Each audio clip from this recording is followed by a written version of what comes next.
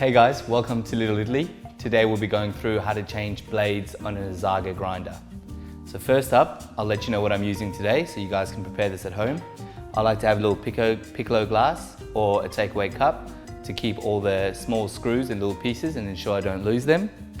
We're going to have a Flathead Screwdriver, the 2 Allen keys that come with the Izaga kit, a set of Izaga blades, a toothbrush, not for yourself but for the blades themselves or for the threads, and an Izaga brush to clean the chute. So first thing we're going to do is take the smaller of the 2 Allen keys and loosen the little screw at the back that's connected to the black wheel. This will allow us to take off the collar itself and make it easier for us to make those adjustments. Again, like I said, make sure you keep all your small screws and parts in the Piccolo cup so they don't go missing. Next step, I'm going to press and hold the coarse button and rotate the collar towards the blue arrow, which is the coarser direction, until it loosens off. Don't be alarmed if the middle chamber starts to move as well. That's meant to happen. As you guys can see, this is the stationary blades. Inside it has 3 screws that we're going to use the flathead to get rid of. There is a bit of a buildup of coffee, and that's where our toothbrush comes into effect as well. So the first step I'm going to do, grab my flathead screwdriver and loosen and remove the rotary blade just by taking out those 3 screws. Again, popping any of the screws into the spare Piccolo cup to ensure they don't go walkabout. As mentioned, there's been a little buildup of coffee grounds, so we're just going to get rid of those to make sure when we put the new blades on, it has as little resistance and is as clean as possible. You can also use a little vacuum to make sure that you get all the particles out, but this is going to be absolutely fine. I also might grab my small little Allen key and just clean around the little Allen key screws. Grab your new set of blades, place it on top, and replace the 3 screws we've just taken off.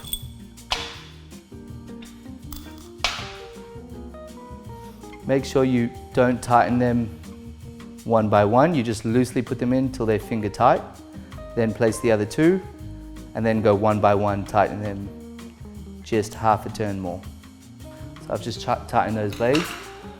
One thing to be very wary of, never turn your grinder upside down. I did that once while changing blades and I lost all 4 of these little pieces. Underneath them there's little springs, so just ensure that you don't do that. Keep your grinder upright, and what we do now is we loosen the 3 blades, the 3 screws inside there. So generally speaking, I'd use my finger just to hold it tight. If you can't, you can always use another screwdriver and just lodge it in the little chute there. Sweet. We've taken the second blade off the bottom. Again, as you can see, there's quite a lot of build up. So what I'm just going to do is push it through the chute.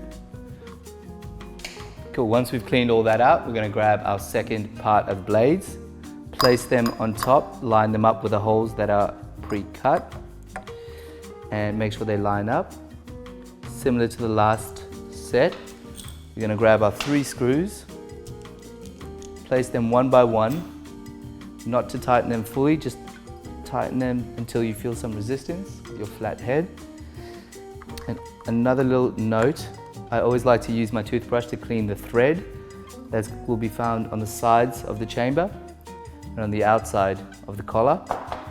It'll make it a lot easier for us down the track when we're trying to level the collar and the chamber, as well as tighten it till the blades are touching. So I've just chucked my 3 screws on board. If you need, use your second screwdriver to lock it in place while you tighten them another half turn and ensure that that blade is going nowhere. As mentioned, quick little toothbrush, make sure you get all the coffee grounds out of there.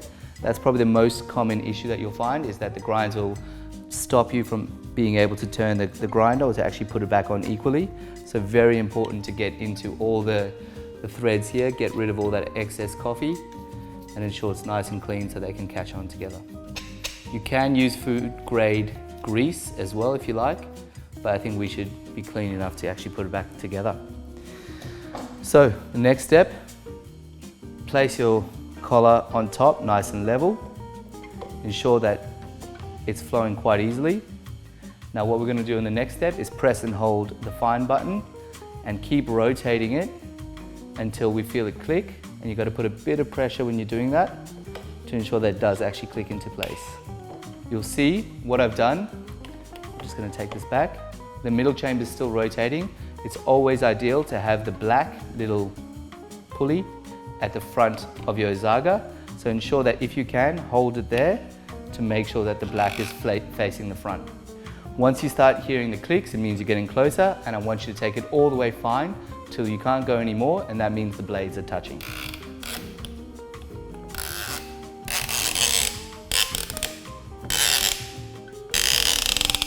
Cool. Don't do it too hard. Now, as a general rule of thumb, we take it 22 clicks coarser.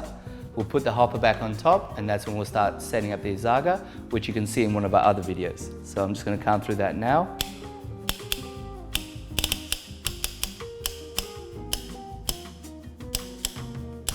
20, 21, 22.